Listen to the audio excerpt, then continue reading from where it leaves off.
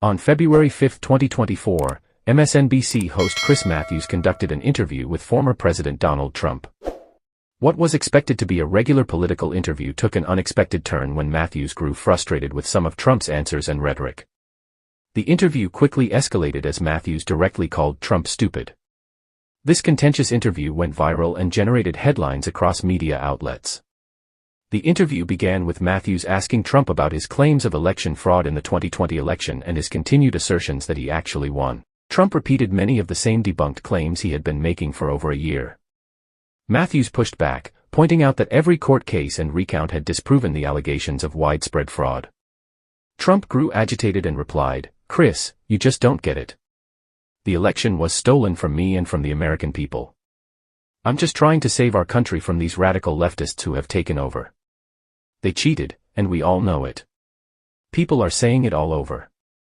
We need to look into this more, and I think you'll see I was the real winner." Matthews responded sternly, "Mr. President, with all due respect, you're just repeating falsehoods here. You lost the election.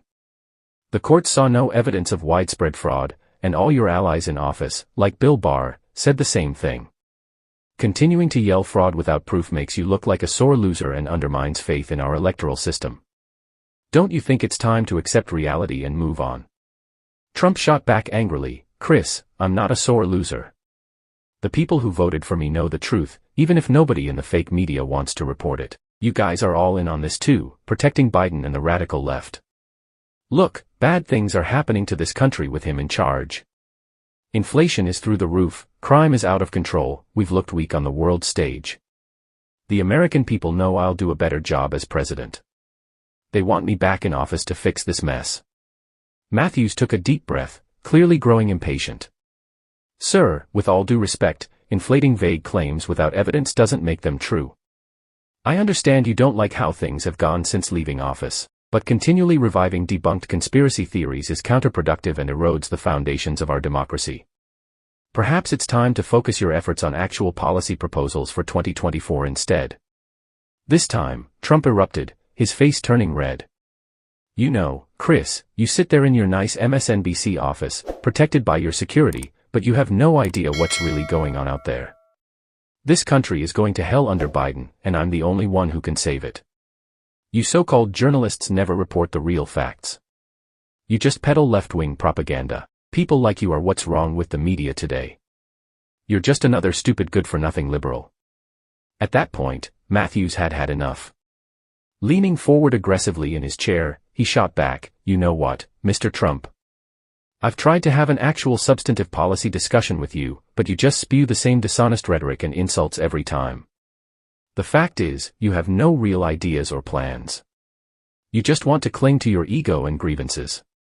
Continuing to label anything you don't like as fake is a tactic of weak and insecure leaders, not strong ones. The truth is, you lost the election, and you just can't accept it because you're quite frankly too stupid.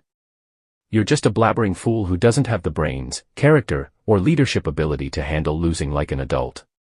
Face it, Donald, you're just stupid as a whole." The interview promptly ended there, with Matthews ending the live feed. Both Trump and Matthews' microphones could still be heard as they began angrily shouting at each other off camera. The explosive nature of Matthews directly calling the former president stupid as a whole immediately captivated national attention online and on cable news. Pundits on both sides weighed in with strong reactions to the heated confrontation. Supporters of Trump argued Matthews had crossed an ethical line by resorting to personal insults, while those critical of Trump praised Matthews for standing up to what they saw as Trump's dishonest rhetoric and bullying tactics.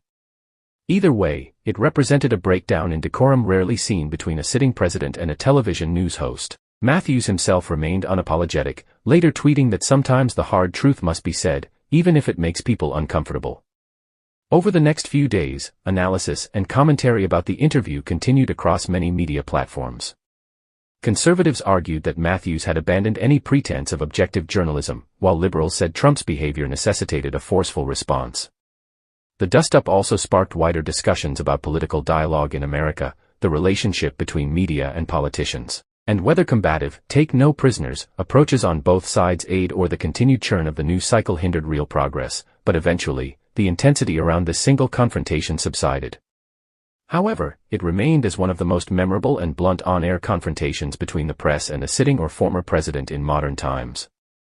This confrontation revealed that even in an era of fierce partisan division and tribalism, some journalists still prioritize confronting disingenuous rhetoric with plain-spoken indignation, even if it means crossing professional lines of decorum. The ongoing debate revolves around whether such escalations help remedy political dysfunction or exacerbate tensions, with no clear answers. In conclusion, the explosive on-air exchange between Chris Matthews and Donald Trump in February 2024 captured national attention due to its exceptionally heated and personal nature. By openly labeling the former president as stupid on live television, Matthews took the long-simmering tensions between the media and Trump to a new level of confrontation. This incident sparked wide-ranging discussions about the future of political discourse, media impartiality, and whether more civil approaches achieve better results. Ultimately, this interview demonstrated just how raw and divided public debates had become, with no signs of meaningful reconciliation on the horizon. As such, it served as a microcosm of the polarized moment in which it occurred.